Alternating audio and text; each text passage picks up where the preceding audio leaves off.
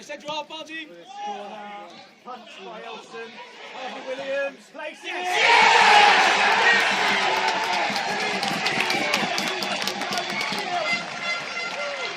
Well taken.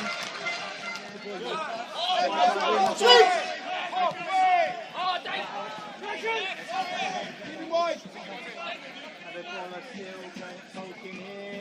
Still Akavola. Cross Steph Andrade.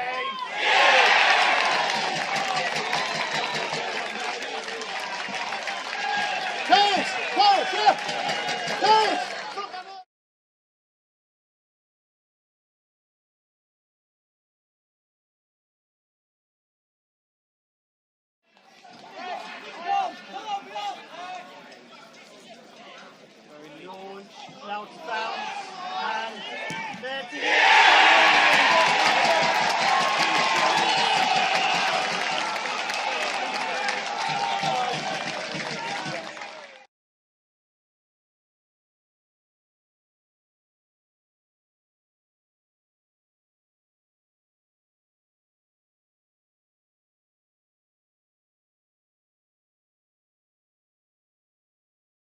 Well, Elliot, at 3-0 down, you were probably fearing the worst. At 3-2, you were hoping for the best, but your side just ran out of time. Can you give us your thoughts?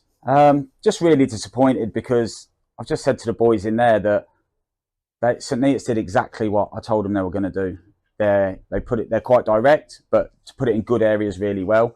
Their front three, again, for this level, lots of pace out wide. Reesthorpe up top works so hard and wins a lot of top ball, and they caused us all sorts of problems. We have a shocking decision from the ref, again, that could give us a penalty. But then at the same time, we were under the cosh there. And St Neots I'd say were better on the day. And they thoroughly deserved their win. But at the same time, it took us about an hour to really get going. And that's what I've said all along with this team, that we never say die. And a while ago, we might have crumbled even more, but we've gone, no, we keep going. And in the end, I wouldn't say unlucky not to get anything, but we get it back to 3-2 and we put them under pressure for the last sort of 9 minutes of the game. And we couldn't obviously get that goal, but it's a kick up the arse, basically. Sorry, excuse my language, right. But kick up the arse for us to say, yes, we're a very good team, but if you come anywhere in this league, like I've said all along, and you're not at it, you'll get beat. And that's what's happened today. Two-part question on Ty Ward. You gave him his first start tonight after his recent impact from the bench. Firstly, what was the thinking behind the decision to play him over Hugh Dawson? But also, you've just alluded to it there, your thoughts on the penalty. And I just heard you saying as well that Ty Ward felt hurt after that. So clearly there was contact. Yeah. And all their players are saying it's a penalty. I think the ref, I'm celebrating. As soon as the whistle's gone, I'm celebrating a penalty because we're under the cosh. And yet our first or second attack, we should be getting that penalty. But like, I don't want to make any excuses at all because St Neots deserved it.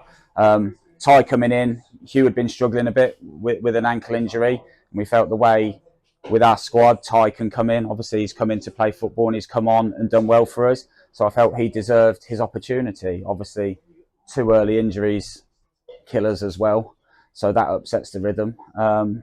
So that's something we're going to have to monitor. But like I said, full credit to St Neots tonight because to a man, they were well up for it. And unfortunately, for 60 minutes, we weren't. You touched on it there. You had injuries in the first half, which obviously didn't help your cause. Joel Nketiah and Ollie Brownhill both going off. How are they at the moment? Yeah, they're 2 big players for us. So Joel's is an impact injury, so we'll have to monitor that. Hopefully not too bad. Ollie's looks possibly a bit more serious, so we'll have to see how that is over the next few days. But yeah, at the same time, I think Ray come on and show flashes of what he can do. A different type of player to Ollie, but obviously we've got him in there as well. Like Hugh's come on, we know they're good players. Just we give away some poor goals, and we started the second half quite well. I said a few choice words at half time, and I've said that it shouldn't be me coming in to fire up the boys to go and perform, because I thought second half they started all right, and then we give a poor goal away, a short back pass, it ricochets off the player, and we're 2-0 down. And that's where you think the game's dead. 3-0, even more so. But like I said, these boys have got fight in them. And if you said after the last 6 games we'd have won 5 of them and lost 1, then I'd take that. So it's now how you bounce back against a Racing Club Warwick side that are absolutely flying at the minute as well. So yeah, it's how you bounce back, and we'll be doing everything to bounce back well. It was a great game for the neutral, at least. Plenty of chances for both sides, lots of goals. I don't think one side was more dominant than the other, which sounds weird after going 3-0 down, doesn't it? But I think St Neots probably created the better quality chances, and that's why they've deservedly gone on and won the game. Would that be fair to say? Yeah, I'd say so. They created chances, and they put you under a lot of pressure. We had to defend our box really well. Set pieces, they were really strong as well. They had really good delivery. But that's what I expect from my team. The boys, I said, we've conceded 3, but actually defended quite well. The goals we've given away are quite poor for us, for our standards. So it's something we're going to have to look at. Like we'll obviously assess on the VO and see. And like I say time and time again, we'll have a look at how we tweak things defensively, and that's how the players will learn. At the end of the day, they're still young boys. I think Tariq's like 25, Tijan's 22, David 22. So we are young back there, and we're always learning, and we'll keep trying to improve. Plenty of food for thought ahead of Saturday's visit of Racing Club Warwick. You're obviously going to have no Bruno Andrade. He'll be serving the first game of his ban. Potential doubts over Joel Nketiah and Ollie Brown-Hill now, and I guess there's a lot for you to think about before that one. Yeah, exactly that. Look, I've said all along we've got a good squad. I just said in there that lads are going to be missing, but it gives players an opportunity now to come in and show what they're about. Obviously, it's not ideal. They're big players for us, and they have been this season.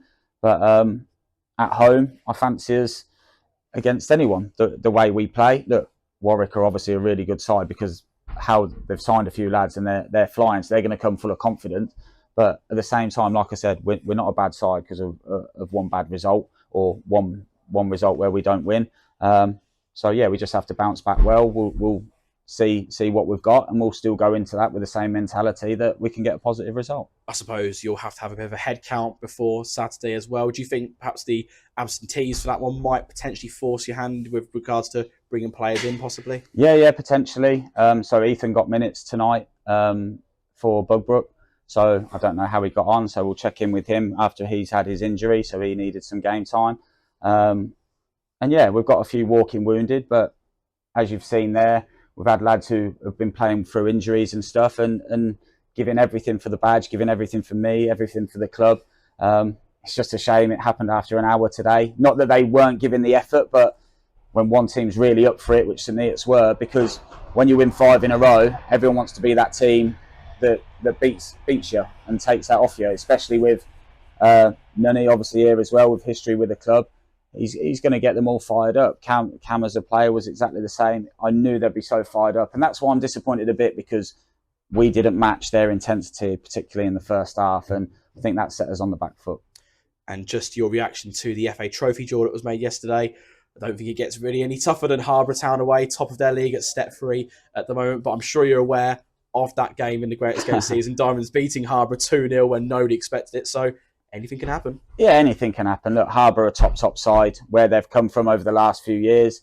I know a lot of players there, and they've obviously played at a really good level and a really high standard for a long time now, top of that league. But look, we'll go there. It's a cup game. We'll have a big travelling support. We had a great travelling support tonight. So I mentioned to them, they were fantastic, and they kept behind the boys, and it's actually them who probably spurred us on to get them goals, and I'm just sorry that we couldn't get that third one for you. But look, 5 out of 6 isn't bad, but we need to try and start another run again, so we'll be doing everything we can to start that on Saturday. Well, commiserations on the defeat tonight. Thanks for your time. Cheers. This is AFCRDTV, and at Rowley Park, also known as Premier Plus Stadium. For a Tuesday evening, it finishes St. Neots Town 3, AFC Russian Diamonds 2. The man of the match is Bruno Andrade. Thank you for joining us, Bruno. Thank you for having me. Gee, you can't win them all. The 5-game winning streak comes to an end. Yeah, well, all good things must come to an end. Just a bit gutted how it came down to it. We didn't get off the blocks quick enough before we got bullied a little bit. But that's something we need to learn. Obviously, it's been a great run. But now it's time to start another one. Yes, of course. Very early on, I believe only in the 2nd minute, Ty Ward was given a yellow card, but a lot of us thought it should have been a stone-cold penalty there. It was 100% penalty. But obviously, don't say too much because I don't want to get in trouble by the refs. But yeah, apparently he said it was a dive, but there was a clear contact. It was just a bit unlucky to get a yellow card for that. And then later on there in the first half, early on, 2 Diamonds players have to go out injured. Slight knocks, Joel Nketiah and then Ollie Brown-Hill. I mean, I hate to use this word, but that give the Diamonds team, you sort of got discombobulated there for a while. Yeah, obviously that kind of disrupted us because they're 2 massive important players for us. Joel's our leader, our captain. He's one of our engines in midfield, so when he goes down, obviously it's going to hurt the team. Ollie's been flying down the wing since he's been playing there. So obviously when our 2 main teammates go down, it's very hard to get into the game. But we got players coming off the bench as well. They've got good quality as well. So any good team goes through this. So Thorpe scores a goal for St. Neots in the 40th minute, and you're down only 1-0 at halftime. How did Elliot Sandy react to the players at halftime? I can't exactly say what was said in the change room, but yeah, it wasn't good, but it was well deserved. Gave you a good pep talk. Yeah, we got this Alex Ferguson treatment, and we deserved it because if he didn't do it, then one of the boys, myself or anyone, would have done it. We needed a little kick up the backside, and which worked in the second half because obviously we was lacking that bit of fight in the second half. And we came out, and as you can see, even though we were in the second half, we still wasn't enough. Oh, sure. But after falling behind in 3-0, you score a brace there late in the second half, 73rd and 85th minutes. So briefly, your 2 goals there, tell us about them. Yeah, I'm a striker, so I always try to envision where the ball's going to drop. Luckily, fell to me. What was the first one? The first one, great work by Dave, done the right-hand side. Yes. I just put off my man, and I just wanted to get a touch and get my shot off, and it went in. And then obviously the second goal was a long throw, caused problems, and I was just there, right place, right time to slot it home. Well, if we'd had maybe another 4 or 5 minutes of added time, we might have gotten an equalizer. Who knows? Well, I'm a bit confused because the ref said we had 3 minutes, and then 10 seconds later, lost attack of the game. So I was a bit confused about that one as well. But yeah, we were pushing for the equalizer, and sure. I believe we would have got it. I suppose the team will have training, practice on Thursday. I think Thursday we're off, so I think obviously a few of the boys will have to try and manage their niggles. So we just need to go home, regroup, watch the video back, and see how we can come back stronger from this. And just like I said before, we need to come back and start another run now. Back to Hayden Road on Saturday, Racing Club Warwick. Now, will you be eligible for this game? No, unfortunately, I won't. I made a silly mistake, lost my temper a little bit, which I will learn, and it's kind of hurt the team. Sure. So I want to say, for everyone out there that's watching this, I apologise, and I will do better. So, but I've got faith in my teammates. Whoever's out there, they're going to put in a shift and try and get a result. Well, otherwise, we trust you're enjoying your football, joining AFC Russian Diamonds. Is it tough having to do a dual registration, though? No, look, I'm loving it. I'm loving it. I feel the love from the fans. Like, it doesn't go unnoticed, or the love and support that I receive on and off the pitch. So, again, I'm very grateful and humble for the support I receive. All right. Well, Bruno, thanks for your time and a great effort tonight, even despite the loss for Diamonds. Thank you very much. Cheers. Thank you very much.